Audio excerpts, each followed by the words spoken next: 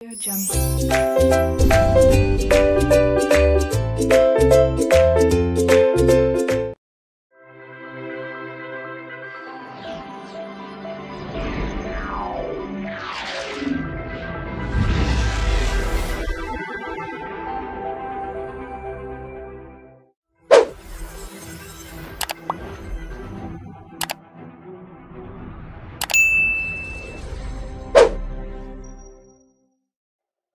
Today we'll start this topic called International Capital Budgeting और International Project Appraisal।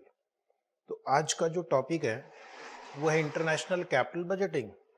Capital budgeting chapter आपने पढ़ा है intermediate financial management में, और यहाँ पर हम उसी टॉपिक का एक्सटेंशन करने वाले हैं।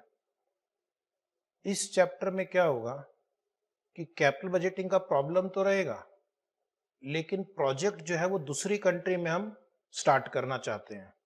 इंडियन कंपनी है, यूएस में प्रोजेक्ट स्टार्ट करना चाहती है, यूके कंपनी है, ऑस्ट्रेलिया में प्रोजेक्ट स्टार्ट करना चाहती है, ठीक है, यूके कंपनी है, अमेरिका में प्रोजेक्ट स्टार्ट करना चाहती है। Should we start the project in a foreign country? तो ये इस टॉपिक का थीम है। बेसिक कैपिटल बजटिंग के नियम सभी स्टूडेंट्स को आने चाहिए। तो हम बेसिक जो आपने पढ़ा है, how to calculate NPV net present value, और how to calculate IRR internal rate of return, how to calculate profitability index, ये कुछ जो बेसिक बातें हैं उम्मीद करते हैं ये आपको पता होगा। वैसे जब हम क्वेश्चन सॉल्व करेंगे तो वापस डिस्कस करेंगे ही, लेकिन बिल्कुल जीरो से कैपिटल बजटिंग स्टार्ट करना फिलहाल पॉसिबल नहीं है। तो थोड़ा बहुत उम्मीद है कि आपको बेसिक आइडिया है कैपिटल बजटिंग का। टैक्स का एडजस्टमेंट कैसे करते हैं, डिप्रिसिएशन का एडजस्टमेंट कैसे करते हैं, नॉन कैश आइटम का एडजस्टमेंट कैसे करते हैं, ये सब छोटी छोटी बातें हैं जिसको आपने सीख लिया होगा। नहीं तो कोई बात नहीं, जब हम प्रॉब्लम सॉल्व करेंगे तो फिर से डिस्कस कर लेंगे। डायरेक्टली अभी हम चलते हैं अपने टॉपिक इंटरनेशनल प्रोजेक्ट अप्रेजल और इंटरनेशनल कैपिटल बजटिंग। अब एक थ्योरी क्वेश्चन के लिए तैयार हो जाइए। फर्स्ट क्वेश्चन जो एग्जाम में आ चुका है कि what are the various aspects an investor should take into consideration before investing in a foreign country. Is it right? An investor investing in a foreign country should consider the following points and incorporate them in the NPV model। तो ये question टिक करना theory question के लिए कि international project के start करने के पहले किन किन बातों का आपको ध्यान रखना है, कौन कौन से फैक्टर्स हैं जो आपके डिसीजन को अफेक्ट कर सकते हैं। तो यहाँ पर मैंने 4 पॉइंट्स लिखे हैं, अगर आपको कुछ और भी एक्स्ट्रा ऐड करना हो तो यू आर मोस्ट वेलकम।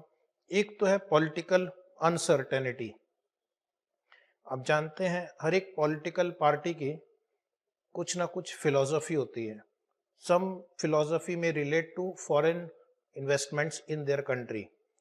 कुछ पॉलिटिकल पार्टी फॉरेन इन्वेस्टमेंट को एक्सेप्ट करती है, वेलकम करती है, प्रमोट करती है, और कुछ पॉलिटिकल पार्टी जो है वो फॉरेन इन्वेस्टमेंट को प्रमोट नहीं करती है।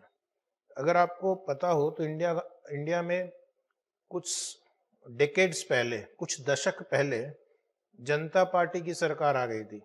Okay, Morarji Desai prime minister, चरण सिंह प्राइम मिनिस्टर। तो उस समय उनकी पॉलिसी थी स्वदेशी, ओके, आत्मनिर्भर, जिसको अभी हम आत्मनिर्भर भी कहते हैं, कि we will buy from only India. Okay, product made in India will only be purchased, foreigners को वेलकम नहीं किया जाएगा। उस समय एक कंपनी थी कोका कोला, उन्होंने कोका कोला कंपनी को बंद करवा दिया, वापस उनको भेज दिया यूएस में, ठीक है। केएफसी जो आपको बहुत फेवरेट जॉइंट है जहां पर आप एंजॉय करते हैं केएफसी, उसको बंद करवा दिया। तो बहुत सारी कंट्रीज में पॉलिटिकल पार्टी चेंज होने से हो सकता है कि कंट्री की जो पॉलिसी है रिलेटेड टू फॉरेन इन्वेस्टमेंट वो चेंज हो जाए। अब ऐसी सिचुएशन में अगर आप एक ऐसी कंट्री में इन्वेस्ट करते हैं जहां पे पॉलिटिकल अनसर्टेनिटी है, कंटिन्यूसली गवर्नमेंट बदलती है, गवर्नमेंट की पॉलिसीज बदलती है, उनकी फिलॉसफी बदलती है, तो क्या आप वैसे कंट्री में इन्वेस्ट करना चाहेंगे या नहीं? तो ये प्रोजेक्ट स्टार्ट करने के पहले आपको सोचना है कि वहाँ पे पॉलिटिकल व्यूज़ क्या है, पॉलिटिकल सर्टेनिटी है, अनसर्टेनिटी है, गवर्नमेंट कितनी फ्रीक्वेंटली चेंज होती है, और उसके हिसाब से क्या होगा कि वहाँ का जो प्रोजेक्ट आपने स्टार्ट किया है उसका प्रॉफिटेबिलिटी अफेक्ट हो सकता है। कहीं गवर्नमेंट ने बैन कर दिया, आपने पैसा लगा लिया, करोड़ों रुपए इन्वेस्ट कर दिए, उसके बाद वहाँ की गवर्नमेंट ने आपके प्रोडक्ट को बैन कर दिया, आपकी कंपनी को बंद कर दिया, तो आपको भारी नुकसान हो सकता है। तो first thing is political uncertainty.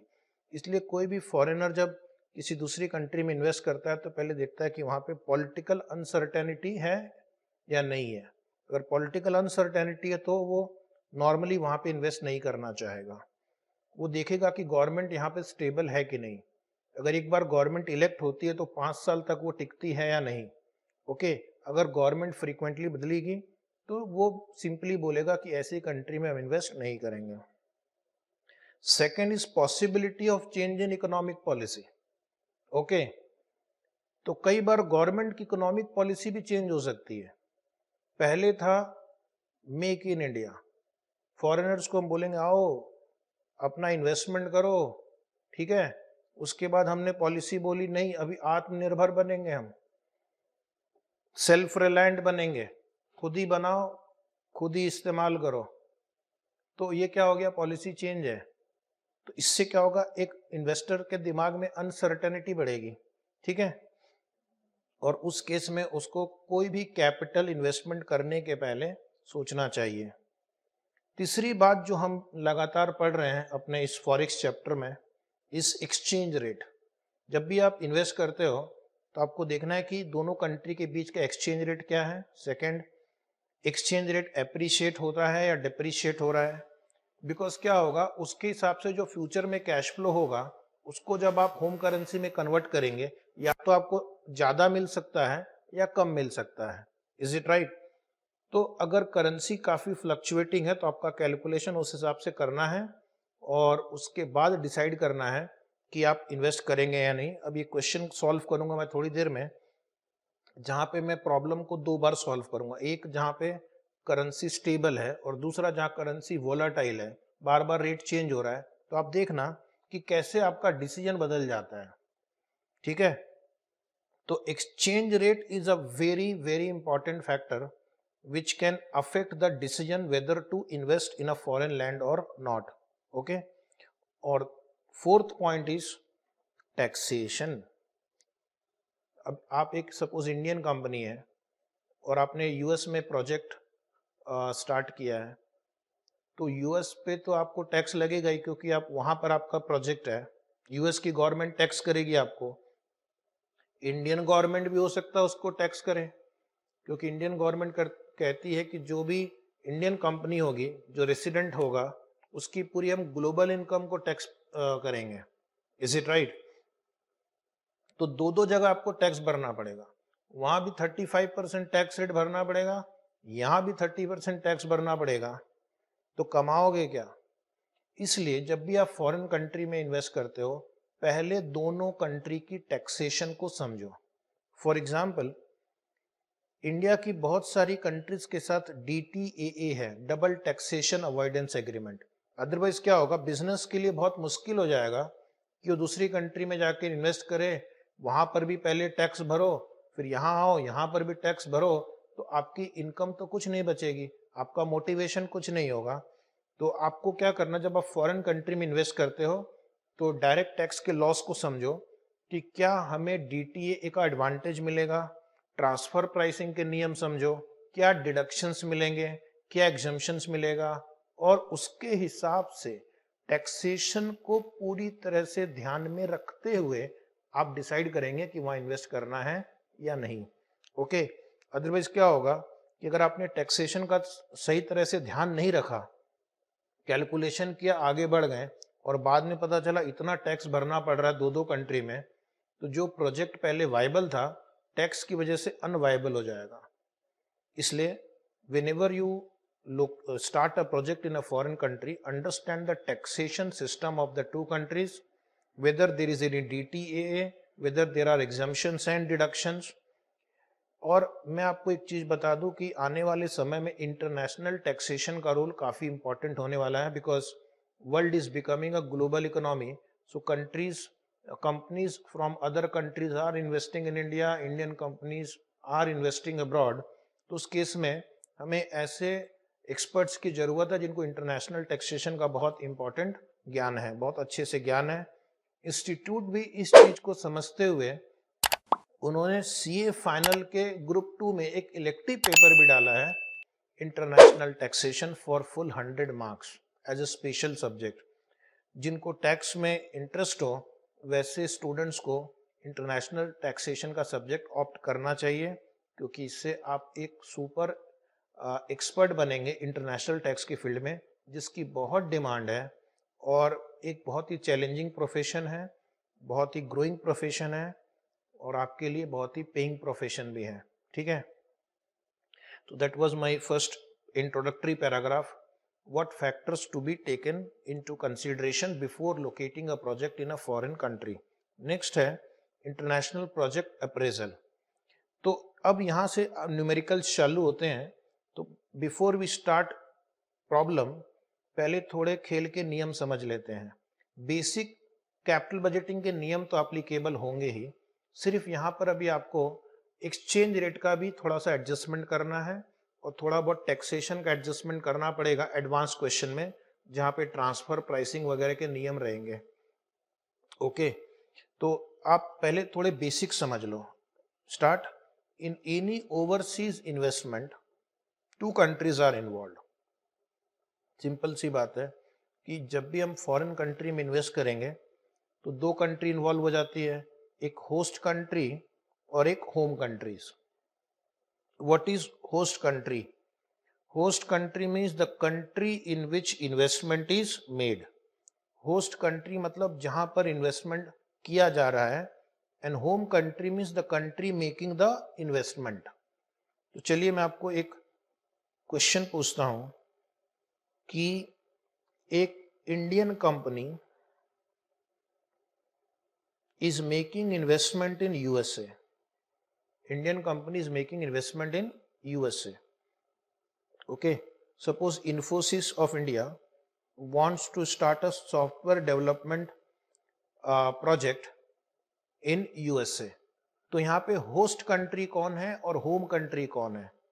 तो USA will be host country, host, and India will be home country. तो हमें देखना है कि क्या ये इंडियन कंपनी को यूएस में प्रोजेक्ट लोकेट करना चाहिए या नहीं. सो होस्ट कंट्री समझ में आ गया, क्योंकि आगे के कुछ क्वेश्चन में ये वर्ड होस्ट होम आ सकता है. So host country is the country where the investment is made. Home country is the country which is making the investment. Okay, तो पहले बताओ कि कैश फ्लो किस करेंसी में जनरेट होगा.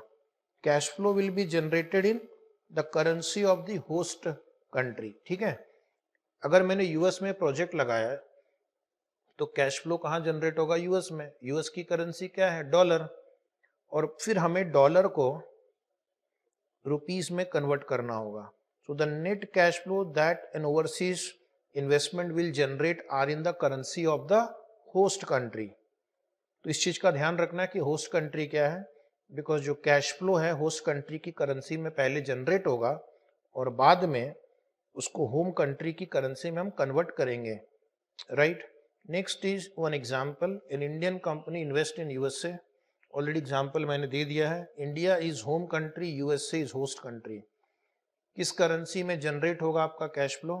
The cash flow will be generated in the currency of host country, that is USD. और USD को बाद में कौन सी करेंसी में कन्वर्ट करना है? रुपीस में, होम करेंसी में. How to solve problem of international capital budgeting. So कोई भी कैपिटल बजटिंग का प्रॉब्लम हम एनपीवी द्वारा यूजुअली सॉल्व करते हैं. एनपीवी दो तरह से निकाल सकते हैं. एनपीवी दो तरह से निकाल सकते हैं अगर फॉरेन प्रोजेक्ट हो तो. One is called host country cash flow approach and the second is called home currency cash flow approach. तो क्या ध्यान में रखना है, host country cash flow approach, यानी पहले सारा कैश फ्लो होस्ट कंट्री में होस्ट कंट्री की कैश फ्लो में कैलकुलेट होगा, और बाद में एंड में जब एनपीवी आ जाएगा तो सिर्फ एनपीवी को होम करेंसी में कन्वर्ट करना है। Home currency cash flow approach में हम क्या करते हैं, जो कैश फ्लो जब जब जनरेट होगा उसको तब तब होम करेंसी में कन्वर्ट करेंगे और फिर होम करेंसी में एनपीवी निकालेंगे। तो होस्ट कंट्री कैश फ्लो में सारा कैलकुलेशन फॉरेन करेंसी में होता है। बाद में जब एनपीवी एक बार निकल गया, आंसर आ गया, उसको आप होम करेंसी में कन्वर्ट करो। होम करेंसी में जैसे ही कैश फ्लो जनरेट होगा उसको उसी वक्त आपको होम करेंसी में कन्वर्ट करना है और उसके बाद एनपीवी निकालनी है। In our example it could be based on US cash flow और रुपी कैश फ्लो। हमने एक एग्जाम्पल डिस्कस किया, Indian company invest in USA. So आपका कैलकुलेशन पहले या तो पूरा यूएसडी में हो सकता है या फिर यूएसडी को इमीडिएटली रुपी में कन्वर्ट करके रुपी में एनपीवी निकाल सकते हैं। तो इसको हम बोलेंगे home currency approach and host currency approach और foreign currency approach, right. In home currency approach NPV is the currency of the home country. जैसा कि नाम में ही गुण छुपे हुए हैं, होम कंट्री करेंसी अप्रोच लेंगे तो आपकी एनपीवी होम करेंसी में ही आएगी, और फॉरेन करेंसी अप्रोच लेंगे तो पहले एनपीवी फॉरेन करेंसी में आएगी और बाद में उसको हम एंड में जब सब कैलकुलेशन हो गया तो एनपीवी को हम स्पॉट रेट से यूज मल्टीप्लाई या डिवाइड करके होम करेंसी में कन्वर्ट कर देंगे। तब तक सारा कैलकुलेशन फॉरेन करेंसी में करते रहना, ठीक है। अब हम और उसके अंदर जाते हैं कि होम करेंसी अप्रोच का प्रॉब्लम कैसे सॉल्व करेंगे। Home currency approach is much easier. Project कहाँ पे है, यूएसए में। कैश फ्लो किस करेंसी में ओरिजिनली जनरेट होगा, यूएस डॉलर में। तो हम क्या करेंगे, calculate foreign currency cash flow each year. ये या तो क्वेश्चन में दिया रहेगा या कैपिटल बजटिंग में जो आपने सीएफएटी निकालना सीखा था उस तरह से आपको पहले एक वर्किंग करके फॉरेन करेंसी में कैश फ्लो निकालना पड़ सकता है। Is it right? जैसे कुछ क्वेश्चन में तो डायरेक्टली दिया रहेगा the project will generate $2 million every year. कुछ क्वेश्चन में दिया रहेगा कि profit before depreciation and tax will be 2 million, depreciation will be using straight line method, tax rate will be 30%, calculate first CFAT। तो पहले हम CFAT निकाल लेंगे डॉलर में, पहला स्टेप हो गया। दूसरा स्टेप क्या करना है, आपको एक्सपेक्टेड स्पॉट रेट या फॉरवर्ड रेट निकालना है।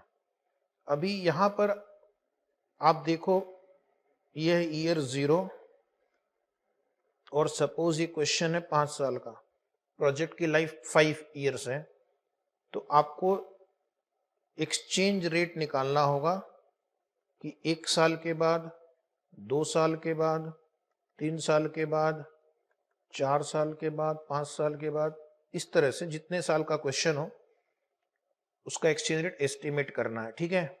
या तो ये दिया हुआ रहेगा, क्वेश्चन में दिया हुआ है तो फिर वही लेना है, फिर आपको अपना खुद का गणित नहीं लगाना है वहां पे कि कैसे आया, बैठ के 3 घंटा वही चेक कर रहे कैसे आया। अगर दिया हुआ है तो उसे यूज करो, अगर नहीं दिया है तो एक तो हमने इंटरेस्ट रेट पैरिटी थ्योरम पढ़ा है, याद है इंटरेस्ट रेट पैरिटी थ्योरम, वहां पर ये फॉर्मूला यूज किया था हमने, 1 + RD upon 1 + RF equal to expected spot rate upon spot rate या forward rate upon spot rate, अगर डायरेक्ट कोट में स्पॉट रेट दिया हो तो, ठीक है।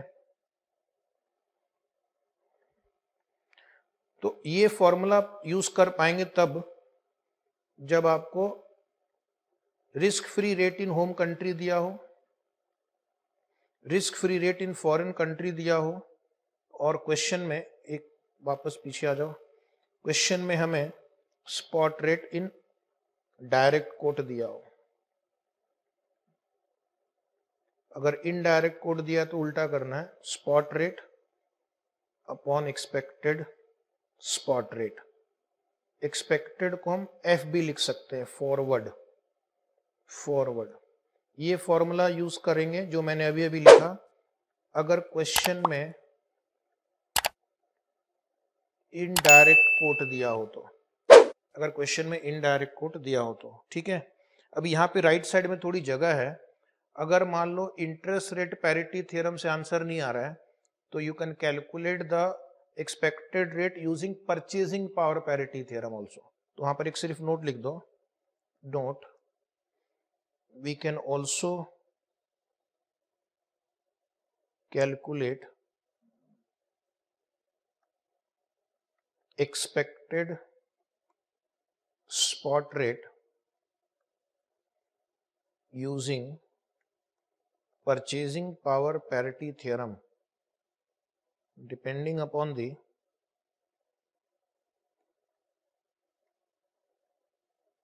data given।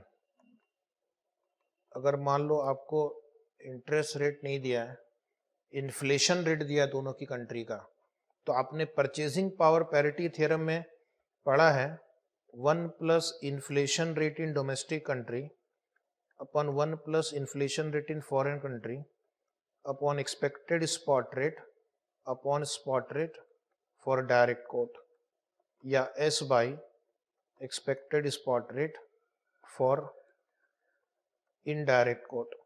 तो ये भी आप वहां पर नोट डाउन कर लीजिए।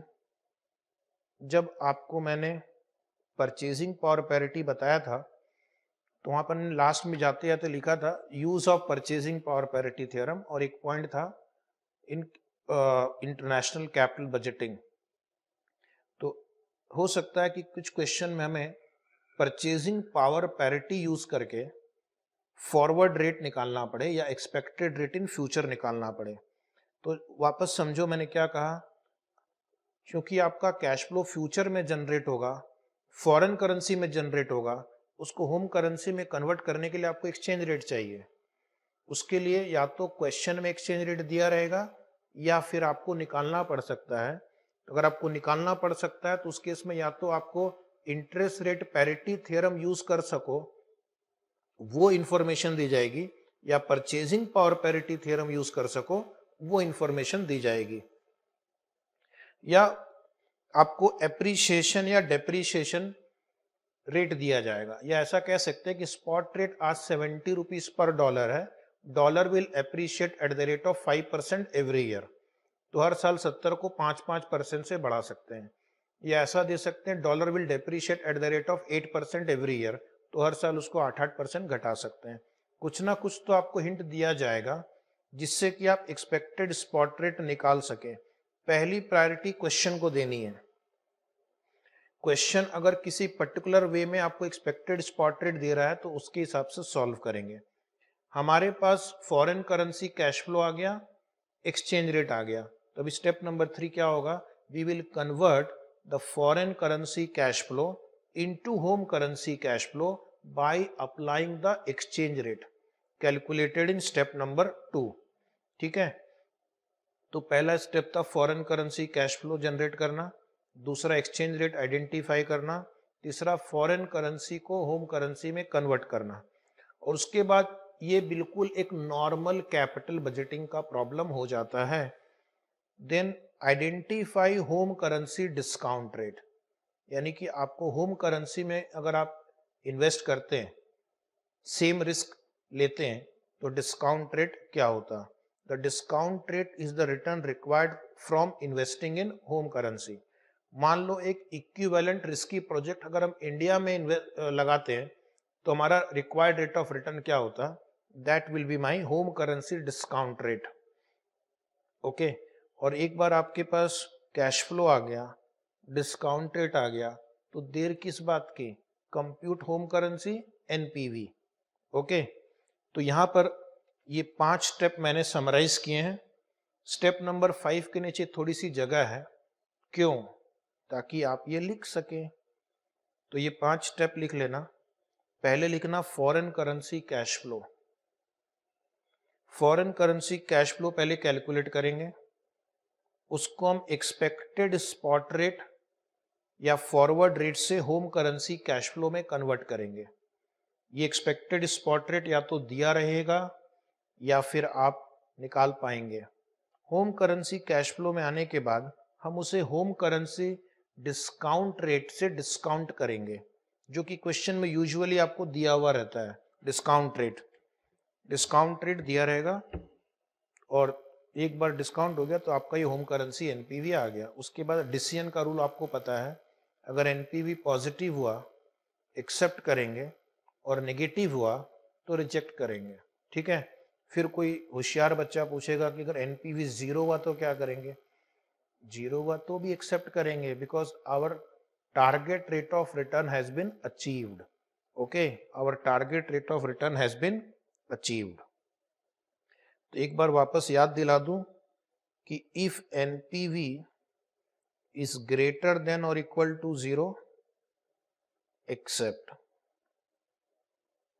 If NPV is less than 0 तो आपको क्वेश्चन में एंड में पूछेंगे वो should the project be accepted, तो आप लिखना accept if NPV is positive और 0 and reject if NPV is negative और लेस देन 0। लिख लिया। होम करेंसी अप्रोच था। अब आ जाते हैं फॉरेन करेंसी अप्रोच। यहाँ पे पहले सारा calculation up to NPV calculation will be in foreign currency. ठीक है, तो पहला स्टेप जो है दोनों में सेम होगा, calculate cash flow in foreign currency for each year. क्योंकि फॉरेन करेंसी अप्रोच हो या होम करेंसी अप्रोच हो, स्टेप 1 सेम है। स्टेप 2 में हमें क्या करना है? Compute foreign currency discount rate, यानी इस प्रोजेक्ट का डिस्काउंट रेट क्या होगा फॉरेन करेंसी में। Discount rate should be the risk adjusted discount rate. Discount rate should be the risk adjusted discount rate. So foreign currency discount rate is equal to risk free rate plus risk premium. Okay, इसको मैं आपको इसका accurate formula लिखाऊंगा। ये approximate formula है, risk free rate plus risk premium. Accurate formula मैं थोड़ी देर बाद लिखाऊंगा। क्या फॉरेन करेंसी डिस्काउंट रेट और home currency discount rate equal होंगे? जरूरी नहीं है। Whether foreign currency discount rate या home currency discount rate equal होंगे जरूरी नहीं है, क्योंकि risk premium of project will be same. चाहे इंडिया में लोकेट करो या फॉरेन में, risk premium of the project will be same, लेकिन दोनों कंट्री का रिस्क फ्री रेट अलग हो सकता है। इंडिया में रिस्क फ्री रेट भी 8% है, यूएस में 1% है। तो यूएस में इन्वेस्टर की required rate of return India जितनी नहीं होगी, उसकी थोड़ी कम होगी। ठीक है, तो हम foreign currency discount rate calculate करेंगे। It is generally assumed that the risk premium attached to any project, that means project specific risk premium attached to any project means project specific risk will be same both in domestic country and foreign country। तो इस पूरे फॉर्मूले के पीछे एक assumption है, risk premium relating to the project is same. तो bracket में लिखना project specific risk is same, लेकिन टाइम वैल्यू तो अलग हो सकता है।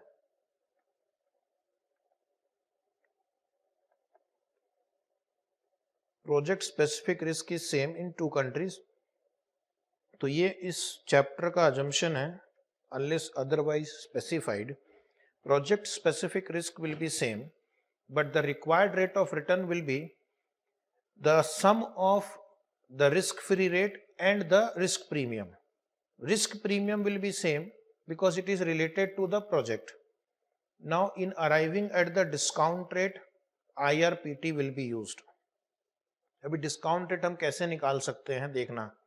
डिस्काउंट रेट निकालने के लिए 3 मेथड मैं आपको समझाऊंगा, और अगर आपने कैलकुलेशन सही ढंग से किया तो तीनों मेथड से आंसर भी सेम आता है। एक पहला फॉर्मूला है 1 plus capital R D upon 1 plus capital R F, दिख रहा है आपको, इक्वल टू एक्सपेक्टेड रेट, ये शायद बुक में मेथड 2 लिखा हुआ है, expected spot rate upon spot rate. तो अब जरा ध्यान से देखना, इस फॉर्मूले में हमें क्या फाइंड आउट करना है पहले वो समझो। We have to find this number.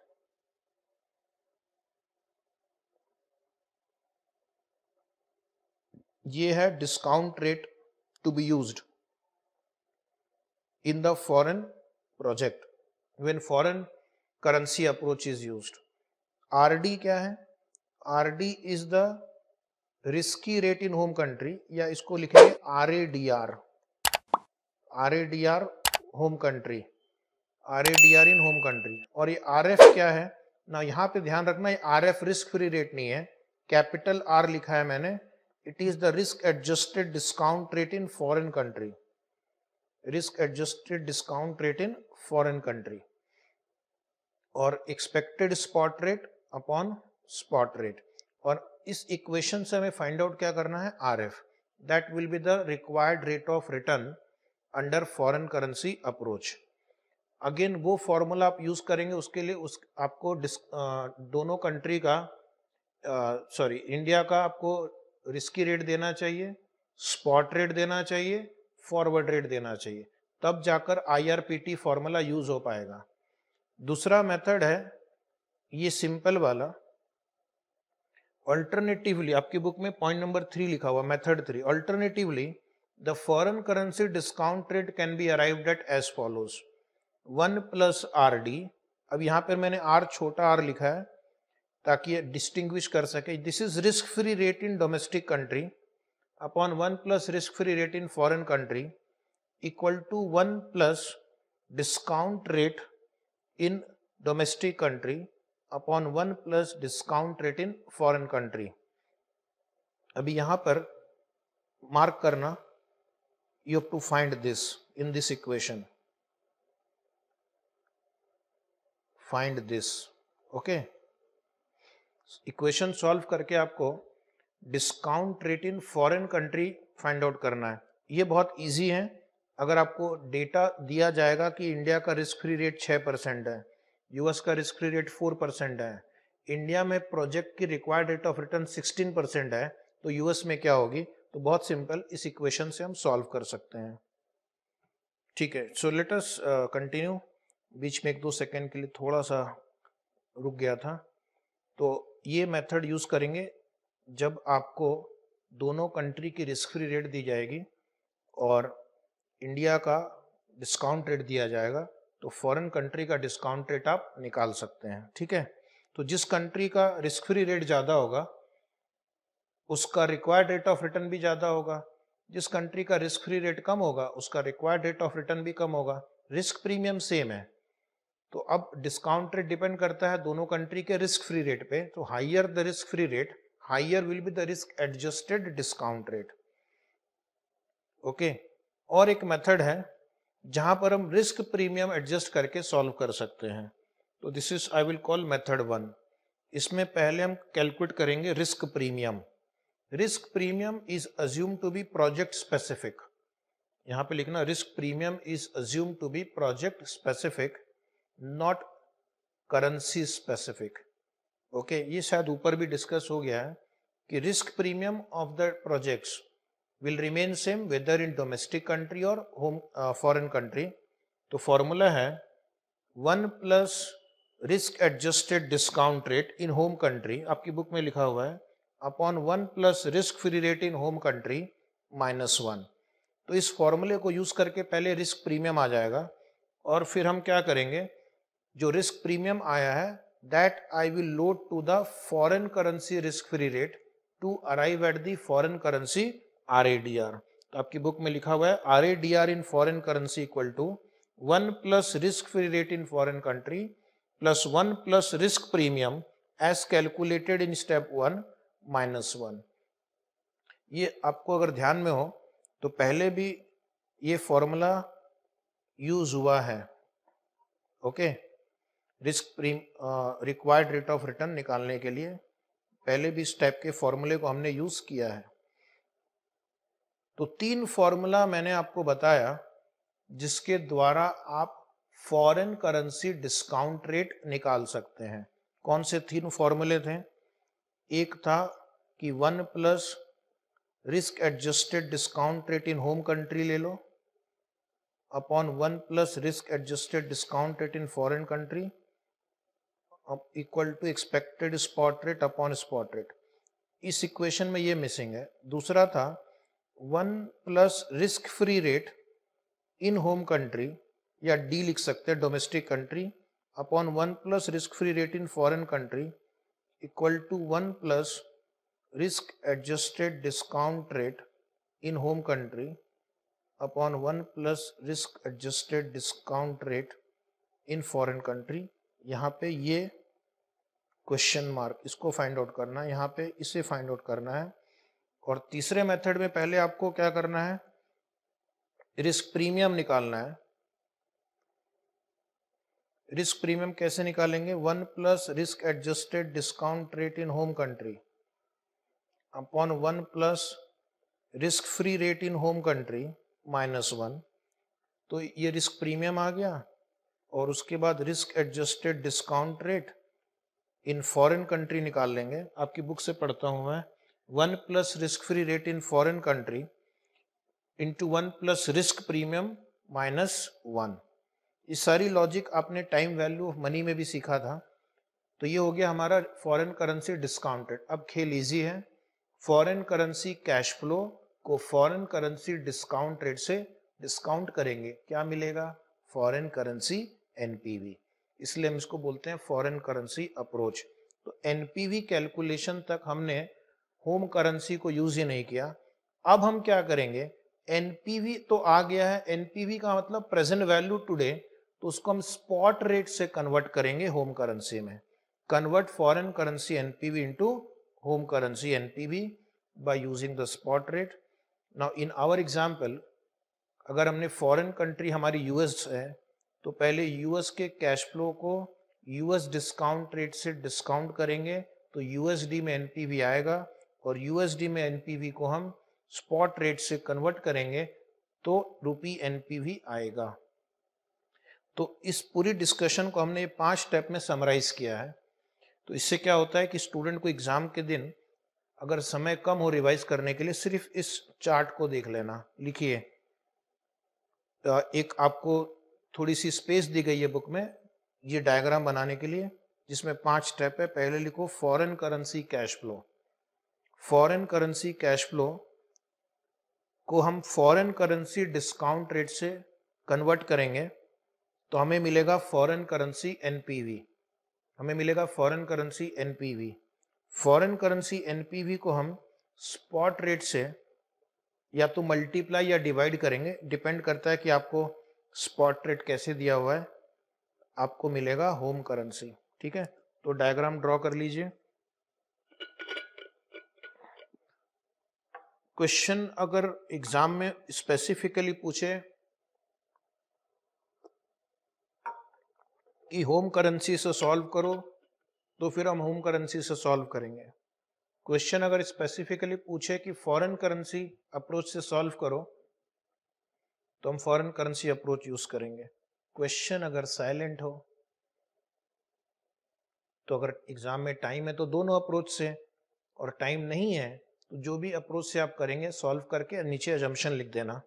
तो मैंने यहाँ पे कुछ 4 बातें लिखी हैं कि अगर क्वेश्चन को ठीक से सॉल्व किया जाए तो answer under both the approaches will be the same. Okay, ये इंटरेस्टिंग बात है। और एक क्वेश्चन अभी मैं करने जा रहा हूँ, क्वेश्चन थोड़ी देर में, जिसमें हम 2 मेथड से सॉल्व करेंगे एक ही क्वेश्चन को, और दोनों में एनपीवी सेम आएगा।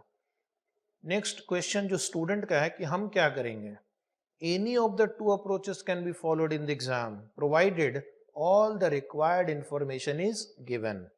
all the required information is given मतलब अगर क्वेश्चन में आपको फॉरेन कंट्री का ना तो इन्फ्लेशन दिया है, ना रिस्क फ्री इंटरेस्ट रेट दिया है, तो वैसे क्वेश्चन को फिर फॉरेन करेंसी अप्रोच से सॉल्व कर पाना मुश्किल होगा। तो उस केस में सिर्फ होम करेंसी अप्रोच से ही सॉल्व कर पाएंगे। तो दोनों अप्रोच से सॉल्व तभी हो पाएगा जब डेटा सफिशिएंट हो। Discount rate under both the approaches are different. क्यों? Because risk free rate are different, because usually risk free rate of the 2 countries will be different. तो इसका कारण यहां ब्रैकेट में लिख लो, बिकॉज रिस्क फ्री रेट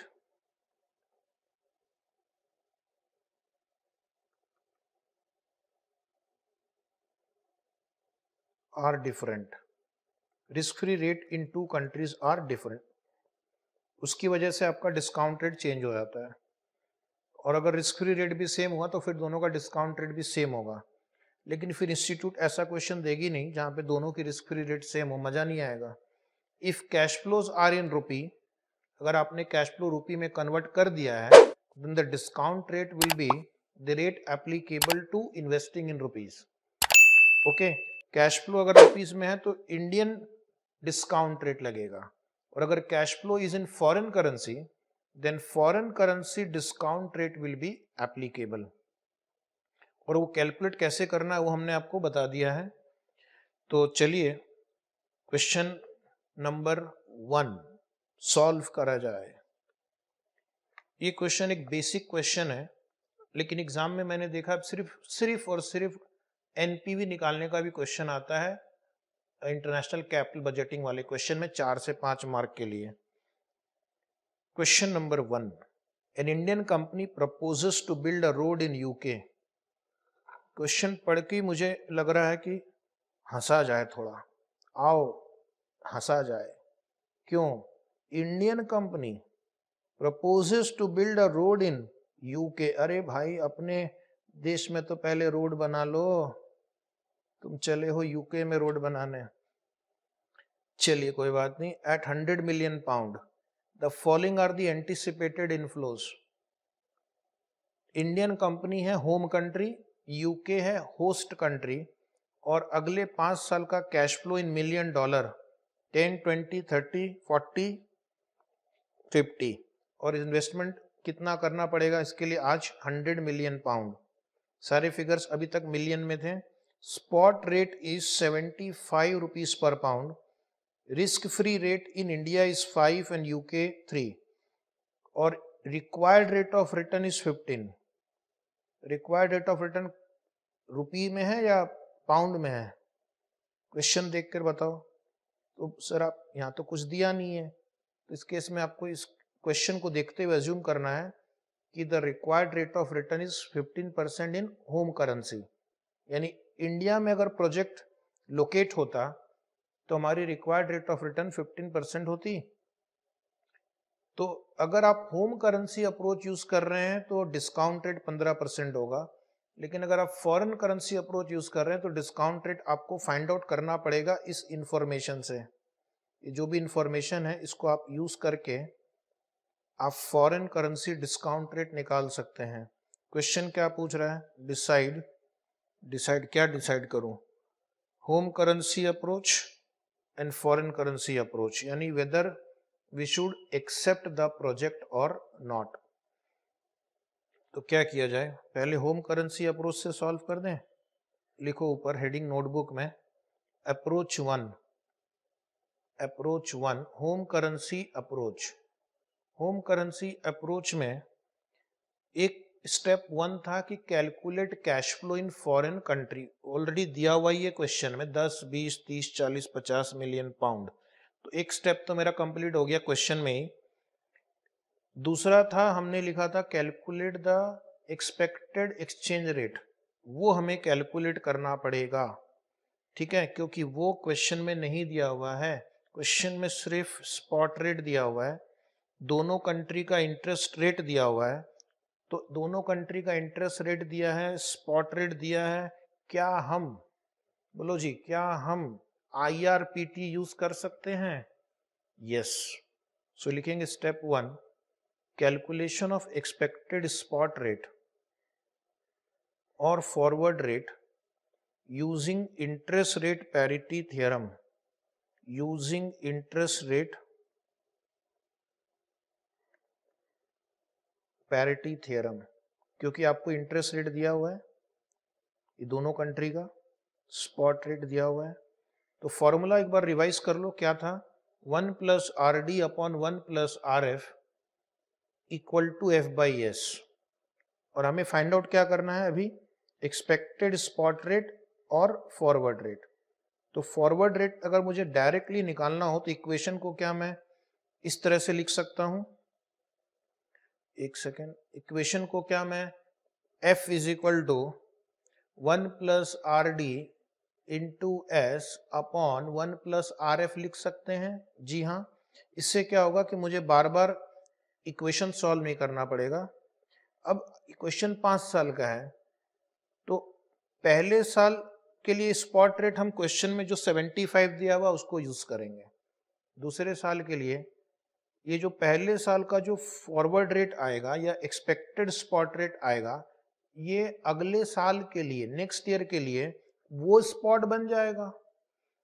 फिर तीसरे साल के लिए जो सेकेंड ईयर का जो फॉरवर्ड रेट आया था, वो तीसरे साल के लिए वो स्पॉट रेट बन जाएगा। तो इस तरह से हम 5 कैलकुलेशन करेंगे।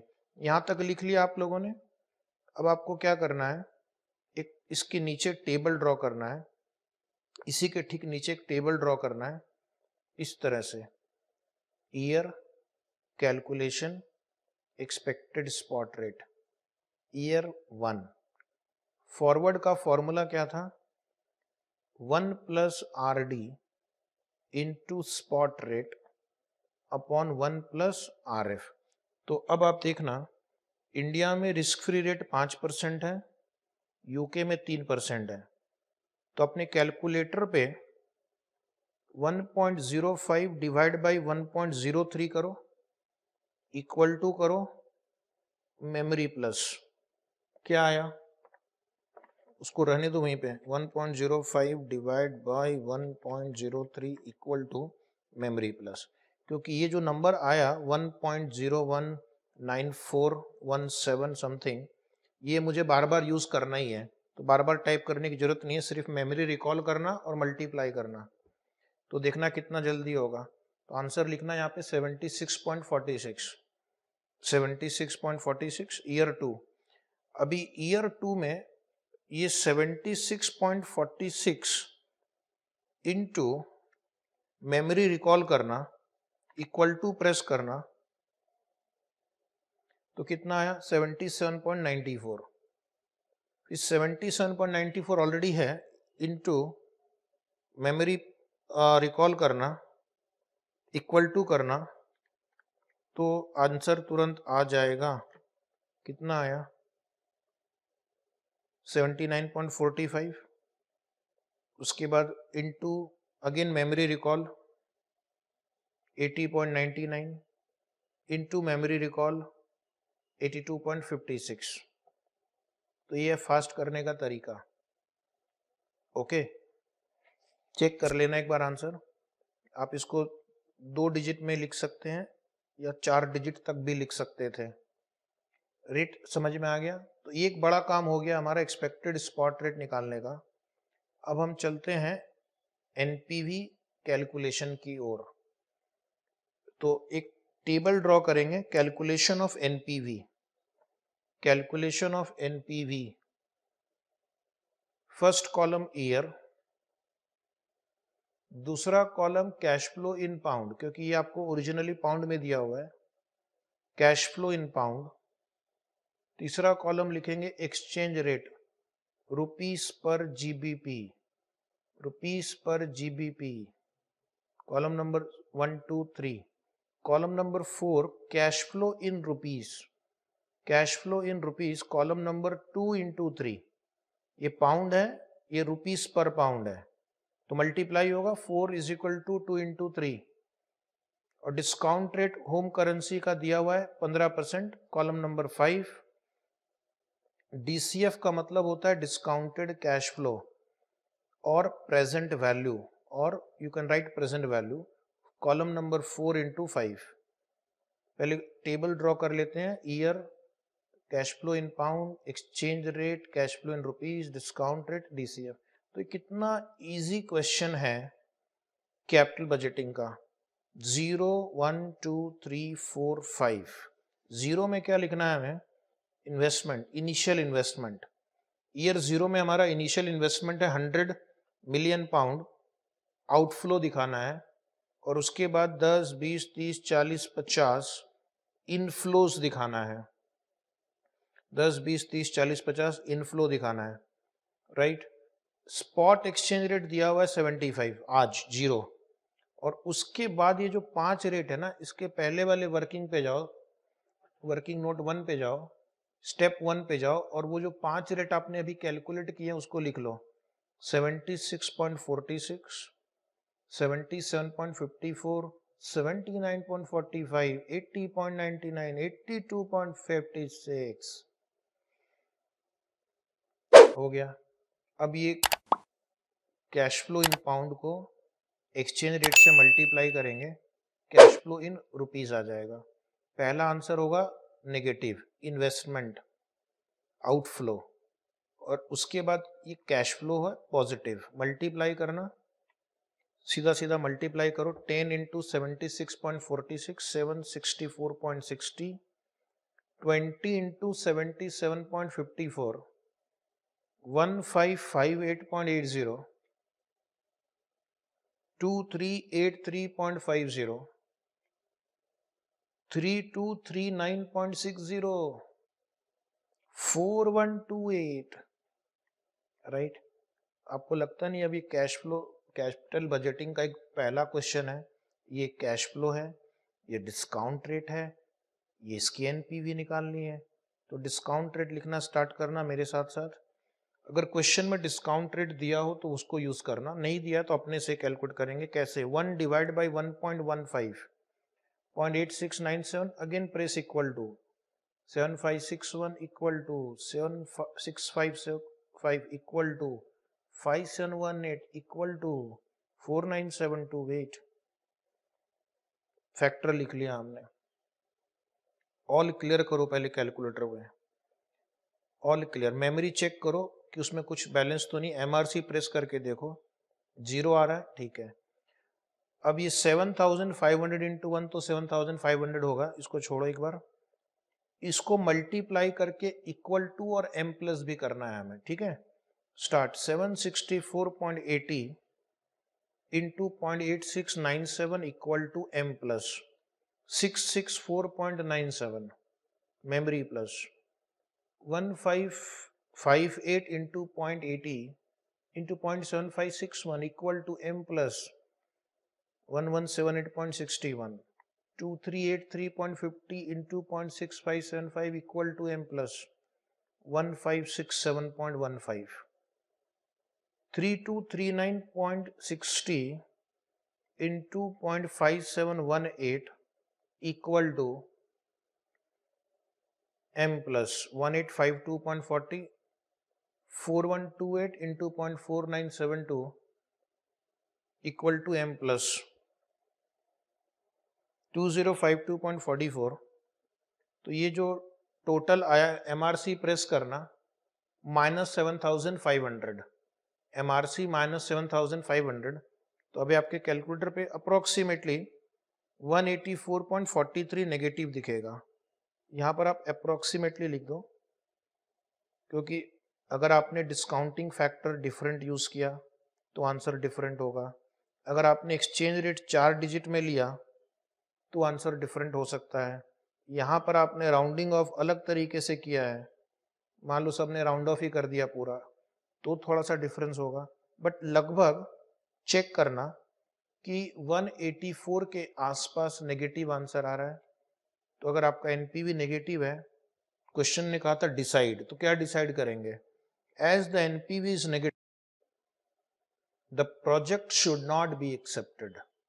As the NPV is negative, the project should not be accepted because it will reduce investors' wealth. Negative NPV को हम क्यों रिजेक्ट करते हैं? Because it reduces investors' wealth. ठीक है, वो इतना अमाउंट कहीं और इन्वेस्ट करता तो 15% रेट ऑफ रिटर्न कमा सकता था। अगर नेगेटिव एनपीवी है मतलब उसका रेट ऑफ रिटर्न 15% से कम है। ठीक है, नेगेटिव एनपी मतलब आपकी डिजायर्ड रिटर्न से कम आपने अर्न किया है, इसलिए ऐसे प्रोजेक्ट को एक्सेप्ट नहीं करेंगे। ये था होम करेंसी अप्रोच। सिर्फ होम करेंसी अप्रोच पूछते हैं तो हमारा आंसर यहाँ पे खत्म हो जाता। लेकिन इन्होंने क्वेश्चन बी में पूछा है फॉरेन करेंसी अप्रोच। लिखना प्यारे बच्चों, approach number 2 foreign currency approach. तो फॉरेन करेंसी अप्रोच में 5 स्टेप थे। पहला था foreign currency cash flow calculate करो, ऑलरेडी किया जा चुका है। दूसरा था foreign currency discount rate calculate करो, तो वो हमें करना पड़ेगा। ठीक है, उसके लिए मैं तीनों मेथड से सॉल्व करूंगा। तीनों मेथड से मैं आपको सॉल्व करके दिखाऊंगा कि आपका आंसर सेम आएगा। पहला मेथड जो है जिसमें हमें 1 plus risk adjusted discount rate in home country upon 1 plus risk adjusted discount rate in foreign country equal to expected spot rate upon spot rate. तो एक्सपेक्टेड स्पॉट रेट तो question में नहीं दिया हुआ है, तो कहां से मिलेगा वो एक्सपेक्टेड स्पॉट रेट? मिलेगा हमें आईआरपीटी थियरी से, जो ऑलरेडी हमने केस 1 यानी होम करेंसी अप्रोच में सॉल्व कर लिया है। ठीक है, तो स्टेप 1 लिखना, calculation of expected spot rate at the end of year 1। calculation of expected spot rate at the end of year 1 in bracket write down as calculated above rupees 76.46 per pound। Original answer में जाके देखना, जहां से आपने answer लिखना शुरुआत किया है वहां पे ईयर 1 का एक्सपेक्टेड रेट हमने 76.46 कैलकुलेट किया है कि नहीं? तो इसका पर्पस क्या है? इसका पर्पस है कि जब मैं ये फॉर्मूला यूज करूंगा तो हमें स्पॉट रेट और एक्सपेक्टेड स्पॉट रेट चाहिए। लिखना step 2, calculation of pound discount rate using IRPT. Calculation of pound discount rate using IRPT. तो अभी मैं ये इक्वेशन यूज करूंगा आईआरपीटी वाला, 1 plus R D upon 1 plus R F equal to F by S. यहाँ पे मिसिंग फिगर है R F, risk adjusted discount rate in foreign country. तो मैं इक्वेशन लिखता हूं, आप सॉल्व करो। इंडिया में आपका रिस्क एडजस्टेड डिस्काउंट रेट कितना है? 15%। 1 प्लस 0.15 फॉरेन में निकालना है, 1 plus R F equal to 76.46 upon 75। Solve करके ये कैपिटल आर एफ इसको निकालना है। आप सॉल्व कीजिए, 5 सेकेंड में वेट करता हूं। पहला मेथड है आईआरपीटी यूज करके आप निकाल सकते हैं। तो आंसर आएगा 12.80%। अगर ये आपको समझ में आ गया तो आप इससे सॉल्व कर सकते हैं। अगर मान लो ये आपको कम समझ में आ रहा है तो एक और मेथड है मेरे पास। ठीक है, लिखना मेथड 2।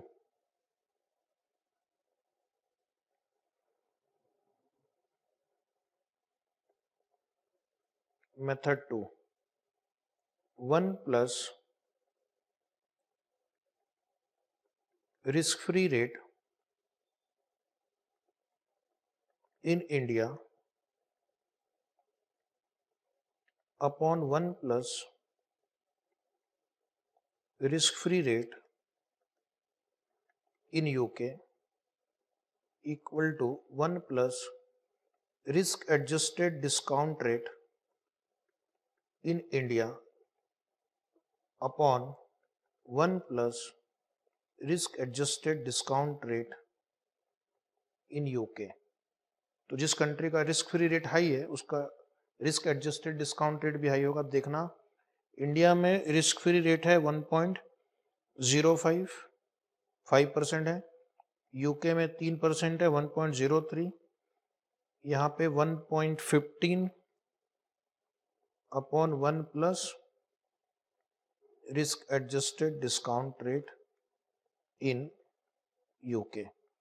तो हमें ये risk adjusted discount rate in UK calculate करना पड़ेगा, ठीक है। तो उसके लिए आपको इक्वेशन सॉल्व करना है। 1.05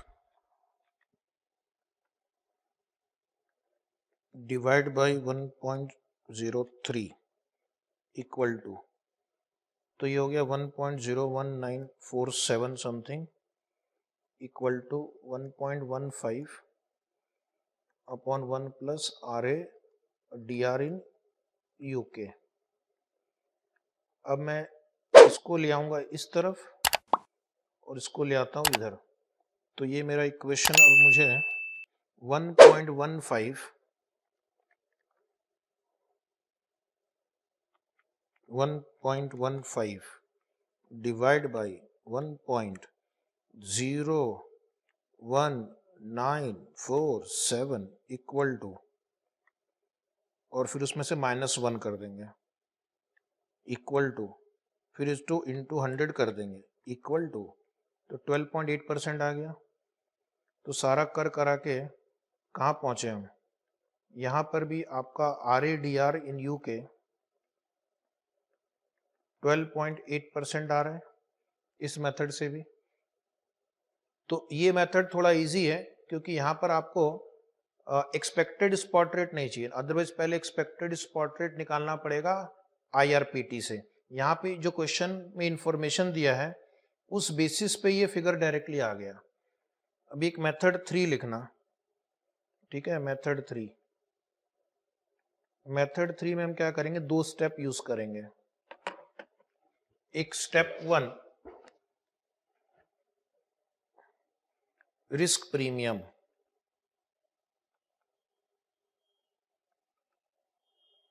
रिस्क प्रीमियम कैसे निकालेंगे, 1 plus risk adjusted discount rate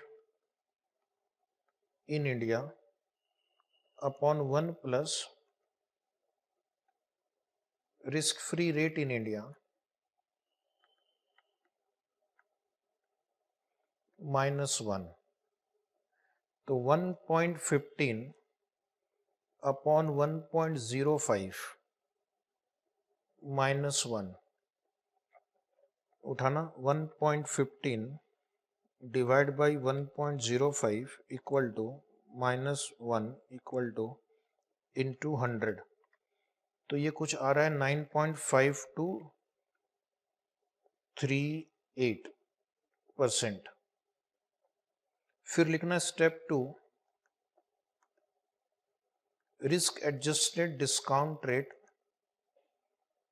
in UK. तो यहाँ पे मेरा फॉर्मूला होगा 1 प्लस रिस्क प्रीमियम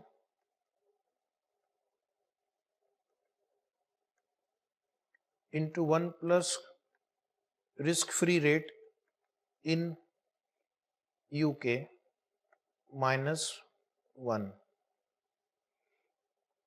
तो ये हो गया 1.095238 बराबर इंटू 1.03, और इसको हम माइनस करेंगे -1। सॉल्व कर लो, आंसर आ जाएगा। उठाओ calculator, 1.095238 into 1.03 -1 equal to surprise 12.80% again. Mathematically हम वही चीज घुमा फिरा के कर रहे हैं। तो मैथ्स में एक नियम है, सेम इनपुट सेम आउटपुट, घूम फिर के हम पहुंचेंगे वहीं, क्योंकि हमारा जो आउटपुट इनपुट है वो तीनों मेथड में सेम यूज हो रहा है। तो 12.80% हमारा फॉरेन करेंसी डिस्काउंट रेट है।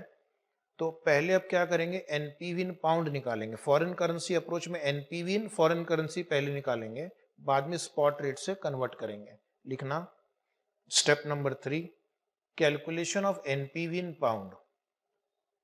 Calculation of NPV in pound, 4 column draw करना, year, cash flow in pound, discounting factor at the rate of 12.8%, last column DCF,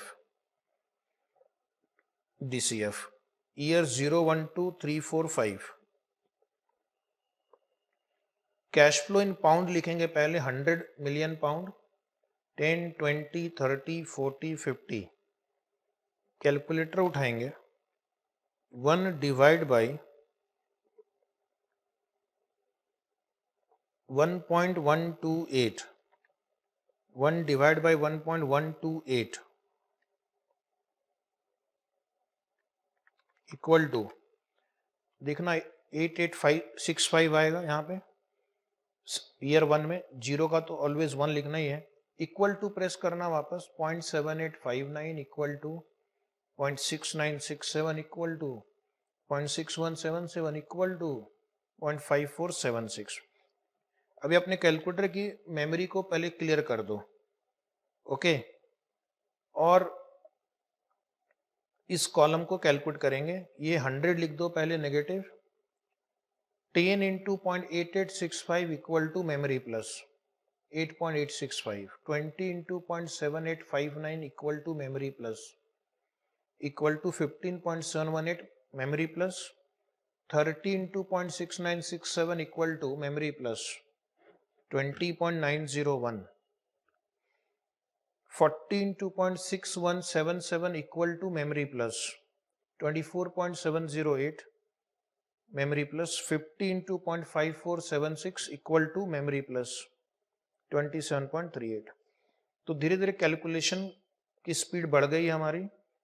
memory recall करो कैलकुलेटर की और -100 करना, तो आपको एक नंबर दिखेगा यहाँ पे 2.428। ये 2.428 है पाउंड मिलियन, मिलियन पाउंड लिख दो। तो यहां तक जो हमने कैलकुलेट किया, ये फॉरेन करेंसी में पूरा कैलकुलेशन चल रहा था। Discount rate, cash flow, NPV.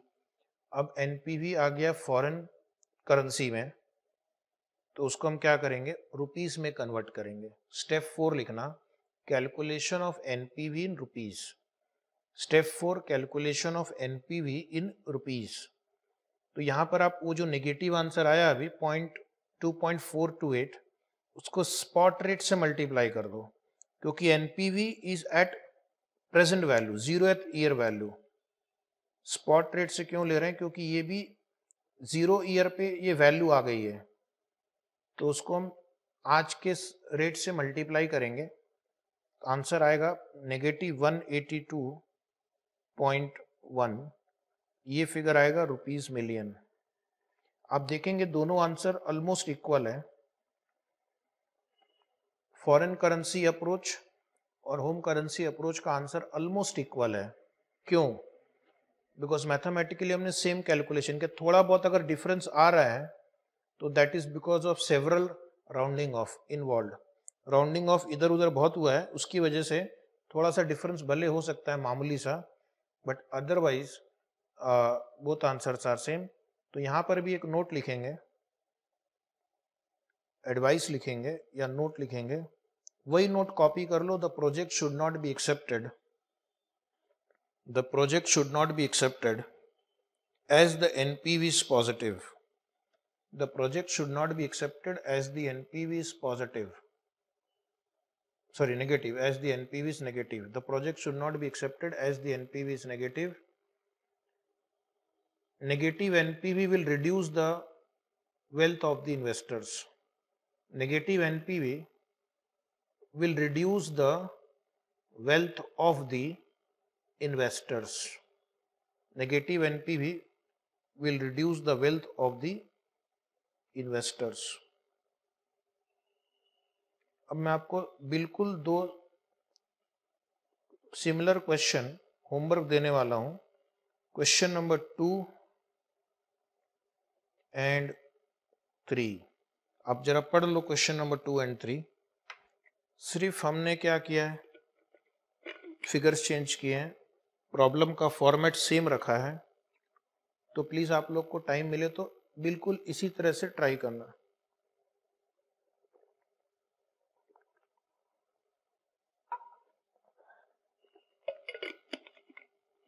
लिख लिया होमवर्क, क्वेश्चन देखा आपने, सेम है। अब एक और प्रैक्टिस करेंगे एग्जाम का, question number 4। Please come to question number 4 जो आपके एग्जाम में आ चुका है, 5 मार्क्स, नवंबर 2006। वैसे तो इसको भी होमवर्क देने की मेरी बड़ी इच्छा है, लेकिन दूंगा नहीं। ABC Limited is considering a project in US which will involve an initial investment of US dollar 1 crore 10 lakh। Okay, तो ये एक इंडियन कंपनी है जो यूएस में इन्वेस्ट करना चाहती है, 1 crore 10 lakh dollar. Project will have 5 years of life। Current spot rate is 48 rupees per dollar। Risk free rate is 8% and the same in India is 12%। Cash flow from the project are as follows. तो ये आपको cash flow in US dollar दिया हुआ है। आपकी book में year sequence थोड़ा गलत हो गया, 1 2 3 4 5, कुछ टाइपिंग एरर है, इसको 1 2 3 4 5 कर दीजिए। और ये कैश फ्लो है यूएस डॉलर में 20 लाख, 25 लाख, 30 लाख, 40 लाख, 50 लाख। क्वेश्चन कहता है compute the NPV of the project. अब यहाँ पर एक स्पेसिफिक इंस्ट्रक्शन है, यूजिंग फॉरेन करेंसी अप्रोच, और फिर दिया required rate of return on this project is 14%। ये जो 14 है ये होम करेंसी अप्रोच का रिक्वायर्ड रिटर्न है। आप ऐसा आर्गुमेंट करेंगे कि ये तो दिया हुआ नहीं है कि कहाँ का है, तो अगर आप अज्यूम करेंगे कि ये फॉरेन कंट्री का ही है, तो फिर ये risk free rate in India, risk free rate in USA, इसकी जरूरत ही नहीं है आपको, डायरेक्टली 14% से डिस्काउंट कर देंगे। फिर तो 12th स्टैंडर्ड का क्वेश्चन हो गया, इज इट राइट? तो इसका मतलब है कि आप ये रिस्क फ्री रेट यूज करेंगे दोनों कंट्री का, ये इंडिया का रिक्वायर्ड रिटर्न यूज करेंगे, और फॉरेन करेंसी डिस्काउंट रेट निकालेंगे। क्योंकि यूएस का discount risk free rate India से कम है, इसलिए यूएस डिस्काउंट रेट भी इंडिया डिस्काउंट रेट से कम होगा। तो पहले आपको एक डिस्काउंट रेट निकाल लेना है, ठीक है। एक बार डिस्काउंट रेट निकाल लिया, उसके बाद एज इट इज इसकी एनपीवी निकालना है, और एनपीवी निकालने के बाद उसको स्पॉट रेट 48 से आपको मल्टीप्लाई करना है, तो एनपीवी इन होम करेंसी भी आ जाएगा। तो क्या किया जाए, पहले इस क्वेश्चन में जो मिसिंग फिगर है वो है फॉरेन करेंसी डिस्काउंट रेट। लिखेंगे step 1, calculation of foreign currency discount rate. Calculation of foreign currency discount rate. मेरे पास 3 मेथड है, लेकिन जो सबसे इजी मेथड है वो ये है तीनों में से, क्योंकि इसमें एक स्टेप में आंसर आएगा, और जो बाकी 2 मेथड उसमें 2 स्टेप लगेंगे, और इसको सॉल्व करना भी इजी है। सिर्फ आपको यहाँ पर ये discount rate in USA find out करना है। तो 1 plus R D upon 1 plus R F equal to 1 plus discount rate in India upon 1 plus discount rate in USA. So equation में आपको लिख के दूंगा, आप सॉल्व करना। इंडिया में रिस्क फ्री रेट दिया हुआ है क्वेश्चन में, देखो 12%, और यूएस में दिया हुआ है 8%, इक्वल टू इंडिया में रिस्क एडजस्टेड डिस्काउंट रेट दिया है 14%, और यूएस में 1 प्लस में इसको x लिखता हूं, पूरा लिखने की जरूरत नहीं है। सो सॉल्व करके बताएंगे, जैसा अभी मैंने किया था वैसा कर लीजिए। सॉल्व हो गया, चेक करना। 9.93%, 9.93%। इस मेथड का फायदा क्या है कि एक ही स्टेप में आंसर आ गया। बाकी जो 2 मेथड है फॉरेन करेंसी डिस्काउंट रेट निकालने के लिए, वहां पे 2 स्टेप लगेंगे। आंसर मैंने आपको दिखाया फर्स्ट क्वेश्चन में, सेम आने वाला है। तो अगर आपको किसी और मेथड से करना है तो कर सकते हैं। स्टेप 2 लिखना, calculation of NPV. Calculation of NPV figures in million, figures in million, जल्दी हो जाएगा। Figures in million, 4 column draw करेंगे। First year, second cash flow in million dollar. हमें फॉरेन करेंसी अप्रोच यूज करना है, इसलिए पहले फॉरेन करेंसी कैश फ्लो को फॉरेन करेंसी डिस्काउंट रेट से ही डिस्काउंट करेंगे। तीसरा कॉलम डिस्काउंटिंग फैक्टर एट 9.93% और चौथा column DCF discounted cash flow bracket में मिलियन डॉलर, ब्रैकेट में मिलियन डॉलर। ये आपका क्वेश्चन मैं प्रेजेंट करता हूं आपके सामने। 0 1 2 3 4 5 cash flow in million dollar आपको स्टार्टिंग में दिया हुआ है 1 करोड़ 10 लाख, जिसका इंटरप्रिटेशन है 11 मिलियन। 20 लाख 2 मिलियन, 25 लाख यानी 2.5 मिलियन, 3 मिलियन, 4 मिलियन, 5 मिलियन। कुछ कुछ क्वेश्चन यहाँ पे आ रहे हैं। क्या हम लैक्स में लिख सकते हैं? यस। क्या हम 1000 में लिख सकते हैं? यस। क्या हम पूरे 7-8 डिजिट लिख सकते हैं? यस। तो जिसको जैसा ठीक लगे करो और आगे बढ़ो, no problem. Discounting factor 1 divide by 1.0993 equal to 0.9097 equal to 0.8275 equal to 0.7528 equal to 0.6848 equal to 0.6629 आ गया। रुको, stop, wait.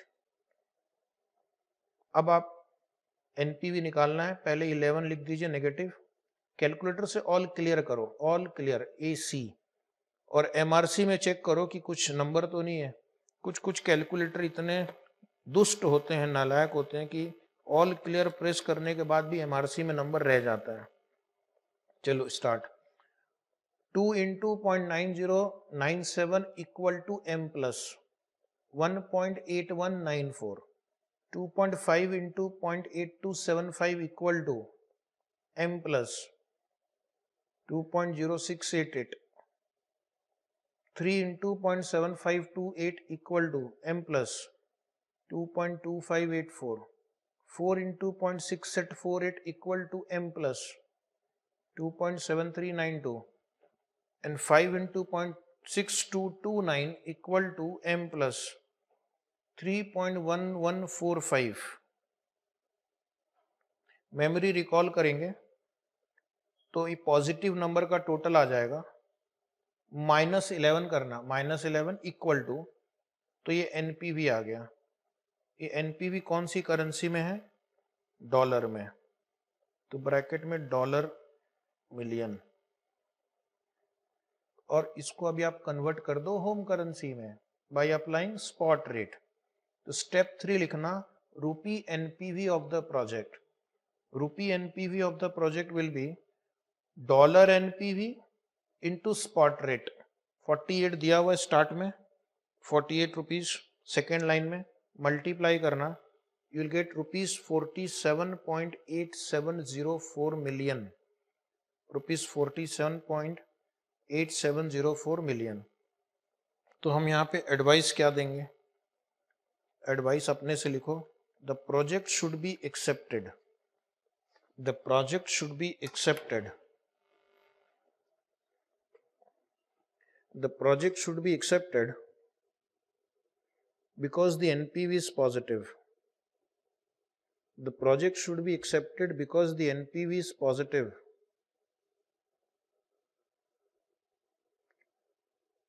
Positive NPV increases the wealth of the investors.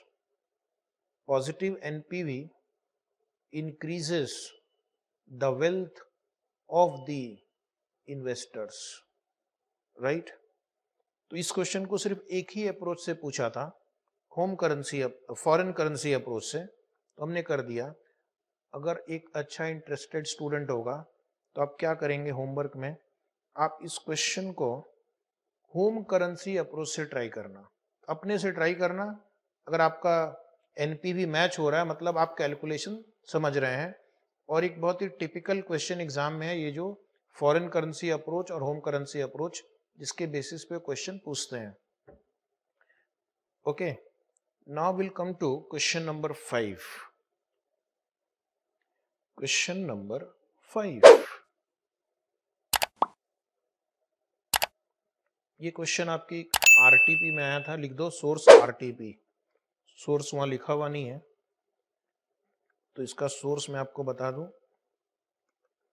ये revision test paper of ICI से लिया गया है। क्वेश्चन 5 बहुत ही इजी है। AS foundation USA is considering a new plant in the Netherlands.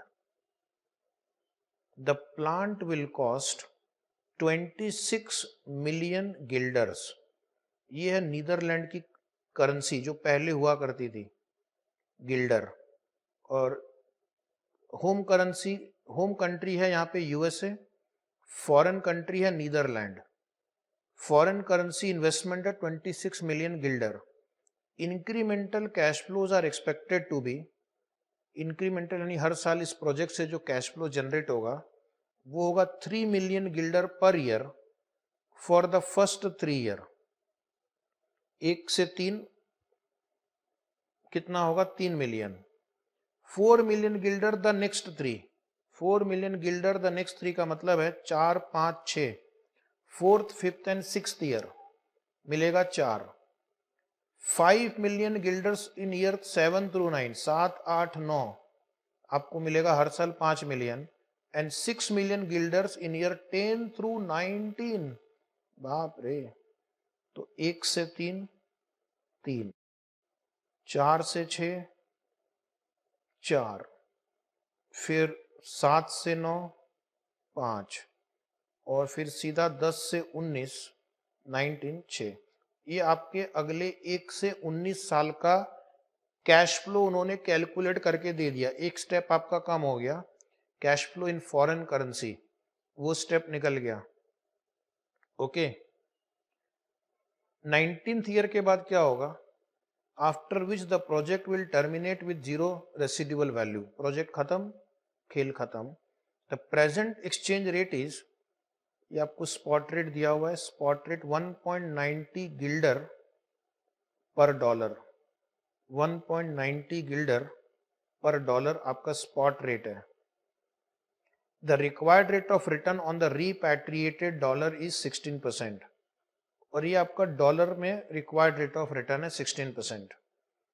Home currency discount rate दिया है अगर आपको यूएसए को होम कंट्री ट्रीट करते हैं तो। इफ द एक्सचेंज रेट, पहला क्वेश्चन क्या है? एक्सचेंज रेट स्टेज एट 1.90, मतलब बहुत ही अनबिलीवेबल अजम्पशन है कि 1 से 19 साल तक आपका एक्सचेंज रेट चेंज ही नहीं होगा। ये 1.90 गिल्डर पर डॉलर ही रहेगा 19 साल तक। अब क्वेश्चन में दिया तो इसको इस्तेमाल करो और सॉल्व करो, आगे बढ़ो।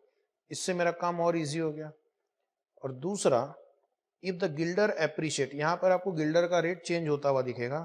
पहले 3 साल 1.84, 4, 5, 6 1.78, 7, 8, 9 1.72 एंड 10 से लेकर 19 तक, 19 तक 1.65। तो यहाँ पर आपको थोड़ी मेहनत बढ़ जाएगी क्योंकि आपका रेट चेंज हो रहा है। What happens to the NPV? तो दोनों केस में आपको NPV निकालना है और आपको एडवाइस लिखना है।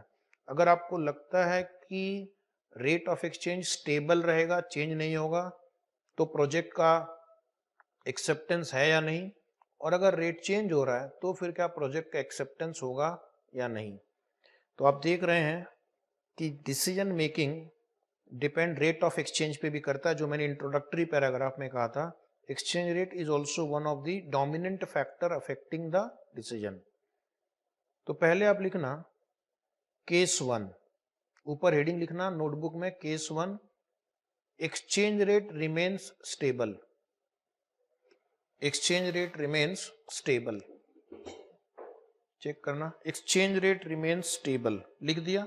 अब इस क्वेश्चन में हमें कुछ एक्स्ट्रा कैलकुलेशन नहीं करना है क्योंकि इस क्वेश्चन में फ्यूचर का एक्सचेंज रेट दिया हुआ है।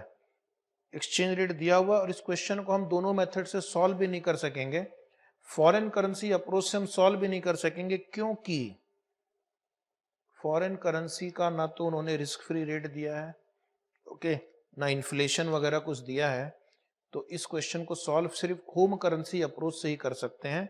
तो आप चाहिए तो ब्रैकेट में लिख दो ऊपर हेडिंग में home currency approach. Foreign currency discount rate निकालना इस क्वेश्चन में पॉसिबल नहीं है, क्योंकि इंफॉर्मेशन उतना है नहीं, और प्लस उन्होंने स्पॉट एक्सचेंज रेट फ्यूचर का खुद ही दे रखा है। लिखो calculation of NPV of the project, figures in million, figures in million 6 column draw करेंगे। First column year, second column cash flow in guilder, third column exchange rate, bracket में लिखना Gilder per dollar, exchange rate आपको दिया गया है guilder per dollar. Fourth column लिखना cash flow in dollar, cash flow in dollar.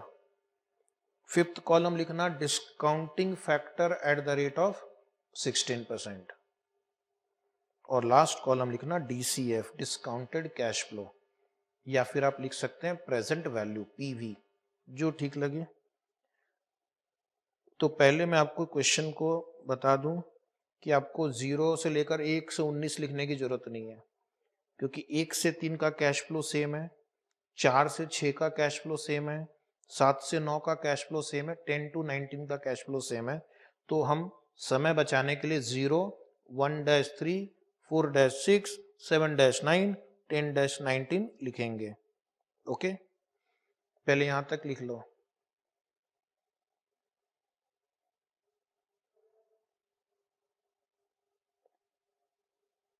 यहां तक सबने लिख लिया। अब हम क्वेश्चन में देखते हैं कैश फ्लो कितना दिया हुआ है। ईयर 0 में आपका इन्वेस्टमेंट होगा 26, 1-3 3, 4-6 4, 7-9 5 and 10-19 6।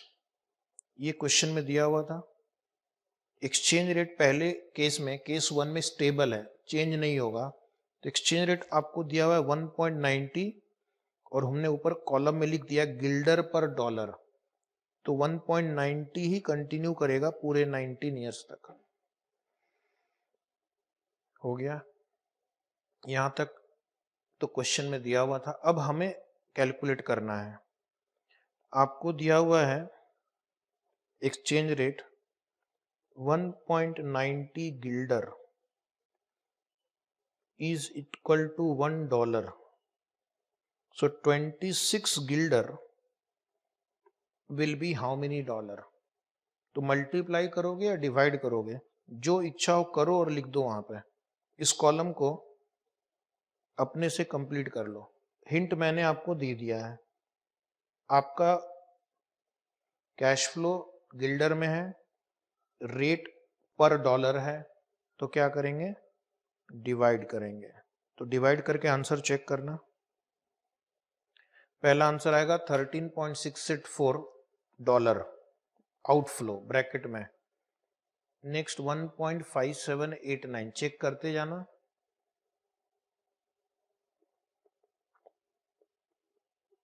Four divide by 1.9 2.1053, 5 divide by 1.9 2.6316, 6 divide by 1.9 3.1579। एक बार ये आपने सही निकाल लिया तो बाकी का कॉलम तो फिर एक छोटा सा सिंपल सा गणित है। डिस्काउंटिंग फैक्टर कैसे लिखेंगे 1 से 3 का, जिनको आता है लिखो, जिनको नहीं आता है फॉलो करो मुझे। 1 डिवाइड बाई 1.16 करना, 3 बार इक्वल टू, और जीटी प्रेस कर देना, तो आपको एक फैक्टर दिखेगा 2.2458।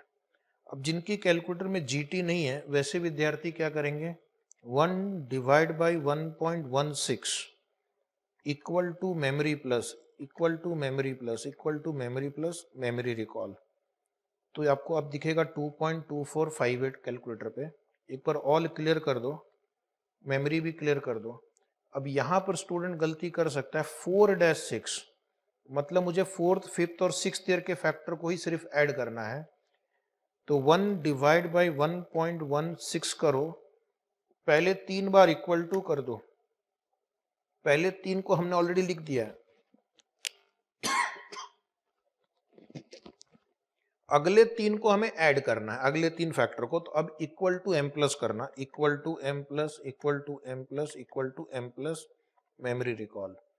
तो ये आएगा 1.4388। ठीक है, एक बार फिर से ऑल क्लियर करो, मेमोरी में कुछ नहीं रखना है। अब हमें 7 से 9 को ऐड करना है, पहले 6 को ऐड नहीं करना है। 1 डिवाइड बाई 1.16 किया, 6 टाइम, 6 बार इक्वल टू प्रेस करो, 6 बार इक्वल टू हो गया। अगले 3 बार इक्वल टू एम प्लस करना, मेमोरी रिकॉल करना, आपको दिखेगा 0.9218। ऑल क्लियर कर दो, मेमोरी क्लियर कर लो। अभी 10 to 19 ऐड करना है, तो 1 डिवाइड बाई 1.16, ऐसा पहले 9 बार इक्वल टू प्रेस करो। ठीक है, अगले 10 बार, अगले 10 बार इक्वल टू और एम प्लस प्रेस करना है।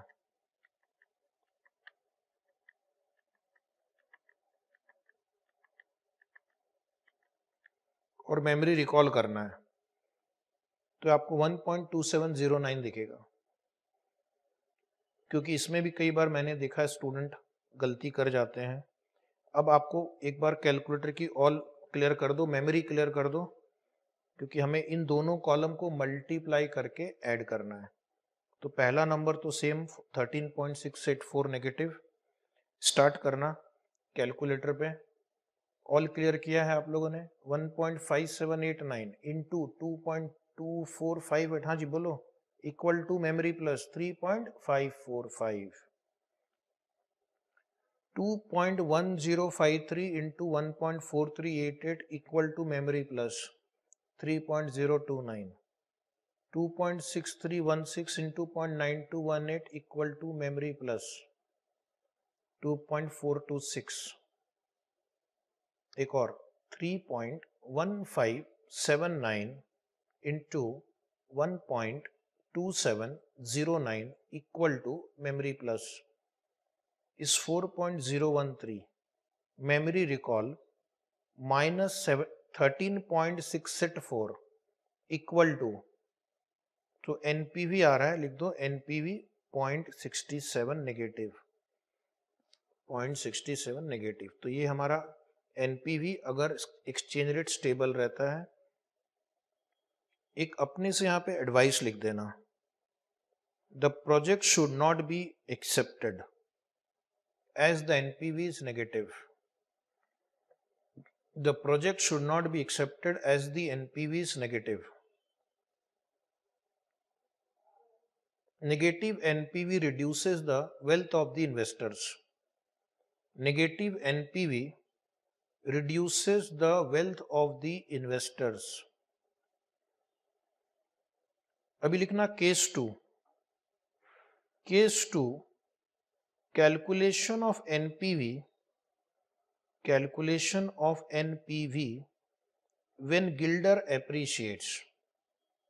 Calculation of NPV when Gilder appreciates. Same format draw करना, एक बार फिर से सेम फॉर्मेट ड्रॉ करना, यहां तक फॉर्मेट सेम रहेगा, पहले 2 कॉलम भी सेम रहेंगे। स्टार्ट फॉर्मेट ड्रॉ करना, करना तो है ही, क्योंकि आरटीपी का क्वेश्चन है, कभी भी टपक सकता है एग्जाम में।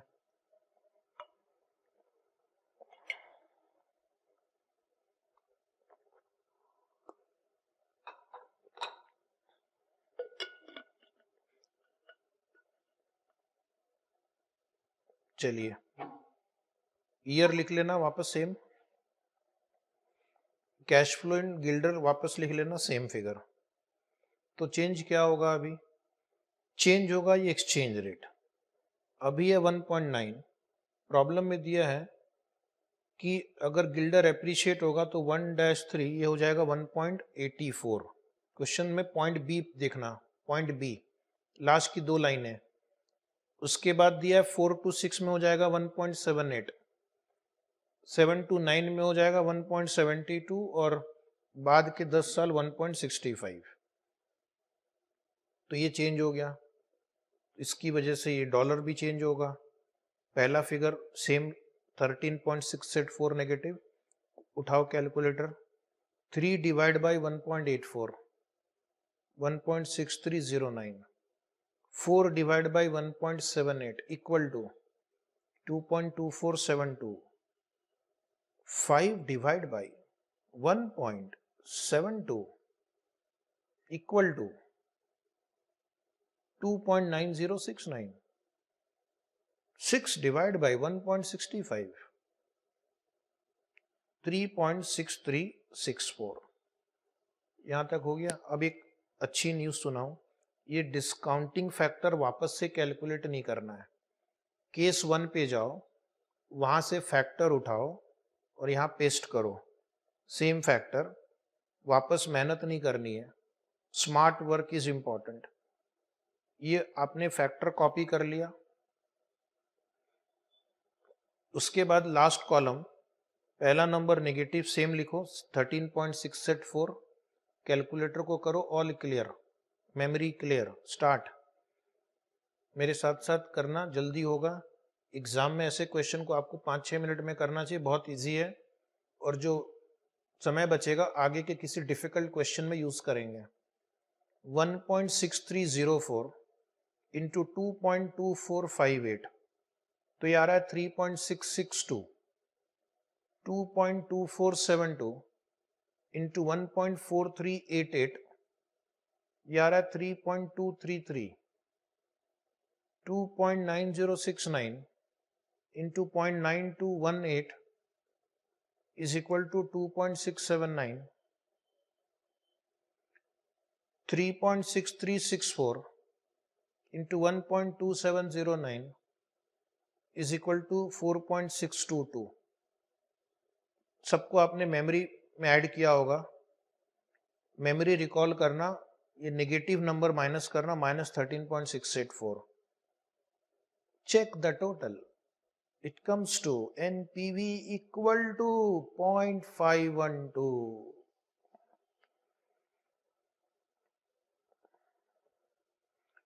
Everybody will check the answer, 0.512 positive. आप देख रहे हैं हमने स्टार्ट में क्या डिस्कस किया था, one of the factors affecting your decision is exchange rate.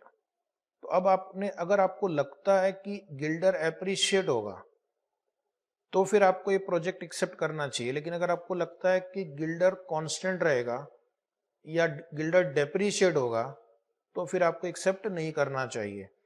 तो यहाँ पर आपका डिसीजन लिखना नीचे, decision as the NPV is positive the project should be selected, the project should be selected. As the NPV is positive the project should be selected. Positive NPV increases the wealth of the shareholders.